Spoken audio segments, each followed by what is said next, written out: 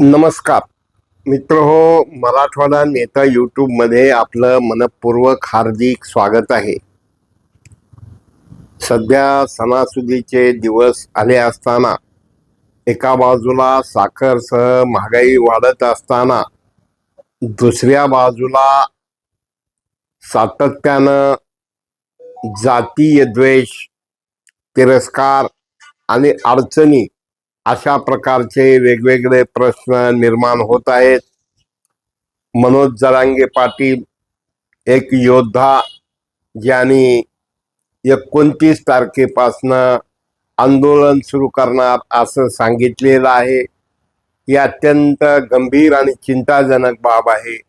जेव्हा शासन शब्द देतं आणि ते शब्द फिरवतं आणि पुन्हा पुन्हा पुन्हा पुन्हा पुन्हा पुन्हा तेच ते घडत आहे, ही अत्यंत लोकशाहीची क्रूर चेष्टा चालली आहे की काय. लोकांनी विश्वास कोणावर ठेवावा? एका बाजूला पाऊस पडत नाही, दुसऱ्या बाजूला माणसाची मानसिकता ही उद्ध्वस्त होण्याची वेळ आलेली आहे. आणि अशा एका परिस्थितीमध्ये आम्ही मायबाप सरकारला नम्रतापूर्वक विनंती करू इच्छितो की लोकांच्या दुःखावर मीठ चोळण्याचं पाप कृपया शासनकर्त्यांनी, मायबाप सरकारने करू नये.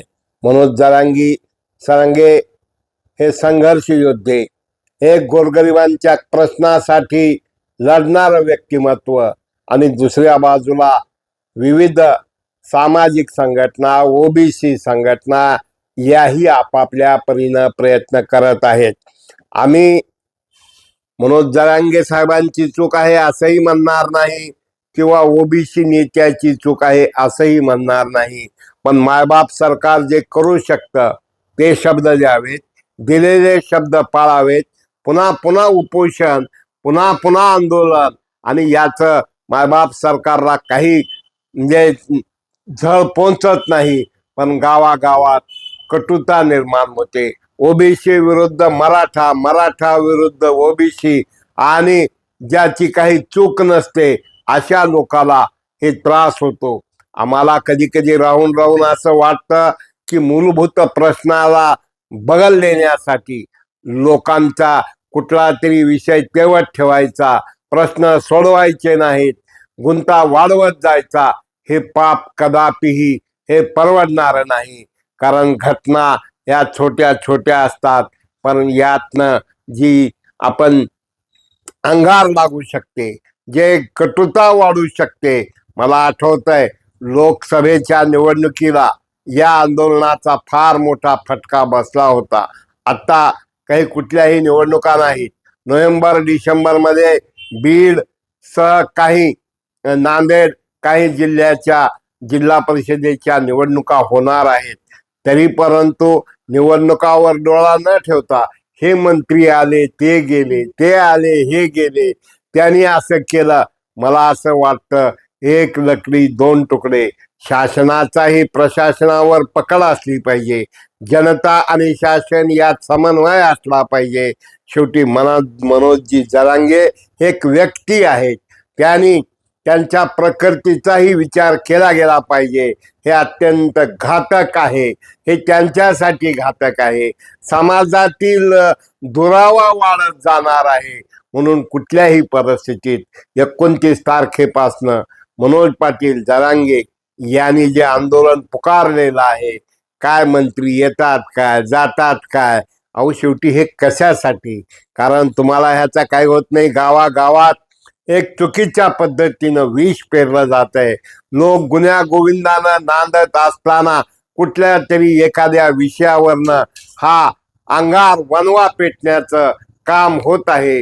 आणि म्हणून सरकारनं सणासुदीच्या दिवसात लोकांना छळण्यापेक्षा, पेरण्यापेक्षा, लुटण्यापेक्षा कुठंतरी या प्रश्न सोडवला पाहिजे. साधी गोष्ट आहे. तो परवा एक नेता अभिजित दिपके औषधाच्या शाळेत काय येतात, 3 शिक्षक, 1 मुख्याध्यापक, आणि विद्यार्थी संख्या काहीच नाही. बाहेरचे विद्यार्थी आणून बसवले जातात. काय म्हणजे रोग मशीला इंजेक्शन पकालेला, आणि त्यावरच खटला भरतो म्हणतात, हे चुकीचं आहे.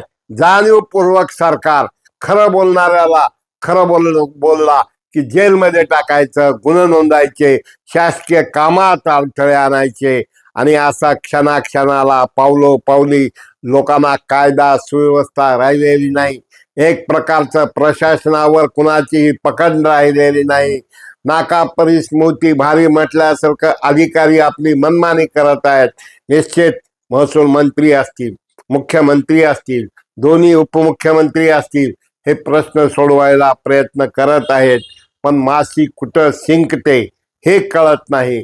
आणि आम्हाला असं वाटतं 29 तारखेला आंदोलन होण्याच्या अगोदर 26, 27, 28 पर्यंत हा प्रश्न सुटला पाहिजे.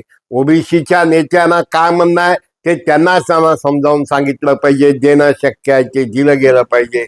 जे त्याच प्रकारे मनोज जरांगे पाटील, हा भावनिक प्रश्न आहे, मला नेहमी या ठिकाणी सांगावंसं वाटतं.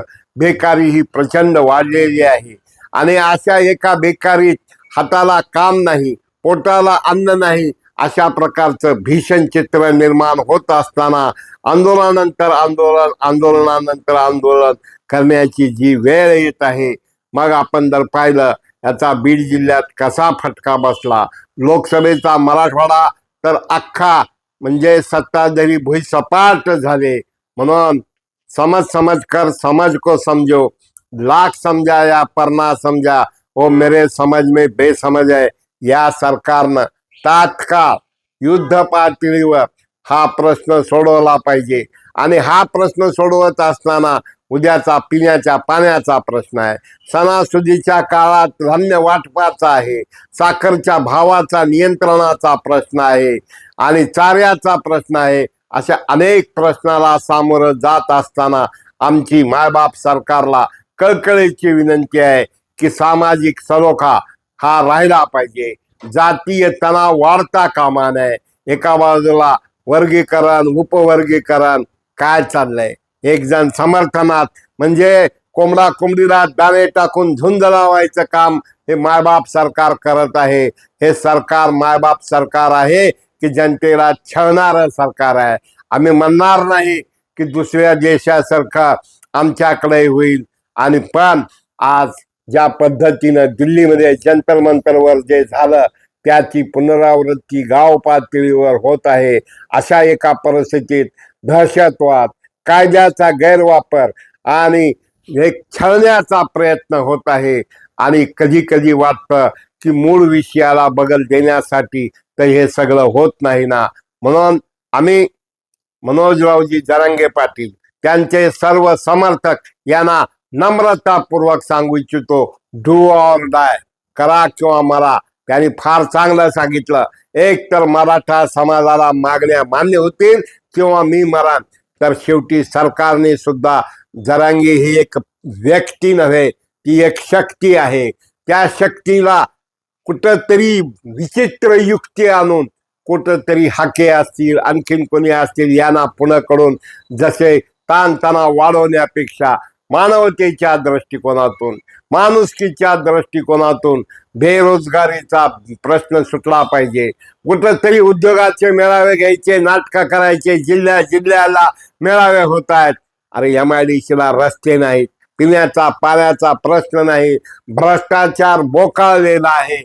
आणि या सगळ्या टॉप प्रायोरिटीनं एम्प्लॉयमेंट गॅरंटी, रोजगाराची हमी, मागेल त्याला काम आणि कामाप्रमाणे दाम म्हणत असताना सुशिक्षित बेकाराचे तांडे. तुम्ही अमृत योजना काढता, काही समाजाला ठेवता, पुन्हा काही समाजाला ऍड करता. म्हणजे तुम्हाला तुमच्या पंचार्थ ओवाळून घेण्यातच इंटरेस्ट आहे की काय? तुम्हाला लोकांचे मूलभूत प्रश्न सोडवायचे आहेत की नाही? कुठंतरी लातूरमध्ये मेळावा झाला, एवढ्या कोटीची गुंतवणूक होणार, हा बोलाचा भात, बोलाची कुडी आणि मारा कोरड्या विहिरी तोडे. म्हणून मायबाप सरकारनं ह्या दिवाळीच्या सणासुदीच्या दिवसात तरुणांच्या जीवनाची खेळी खेळण्याचं काम करू नये. आणि आम्हाला खात्री आहे की सामाजिक सलोखा राखला जाईल. सणासुदीच्या दिवसात सर्वांना आज पाणी कडून सगळेजण आकाशाकडं, आभाळाकडं बघत आहेत. असो तुर्तास एवढीच विनंती, हा आंदोलनाचा वेळ न येता प्रश्न सुटावेत. निश्चित मुंडे असतील, भुजबळ असतील, आणखीन हाके असतील, त्यांच्यावरही कुणी अन्याय करता कामा नये. हे शासनाचं काम आहे. एका वडिलाला 2, 3, 4 मुलं असतात, प्रत्येकाला न्याय देणं हे गरजेचं असतं. आणि जेव्हा म्हणजे न्याय नाही दिला गेला तर अन्याय करणाऱ्यापेक्षा अन्याय सहन करणारा हा गुन्हेगार असू शकतो. म्हणून या देशाचा, या संविधानाचा, या लोकशाहीचा विचार करत असताना, पुरोगामी महाराष्ट्र म्हणत असताना तुम्ही सत्ता किती काळ भोगलात याहीपेक्षा सर्वसामान्यांच्या हिताचं काय केलात हे पाहणं गरजेचं आहे. दुसऱ्या बाजूला ठेकेदारांचे हजारो कोटीचे बिल निघत नाहीत, ही सुद्धा अत्यंत दुर्दैवी गोष्ट आहे.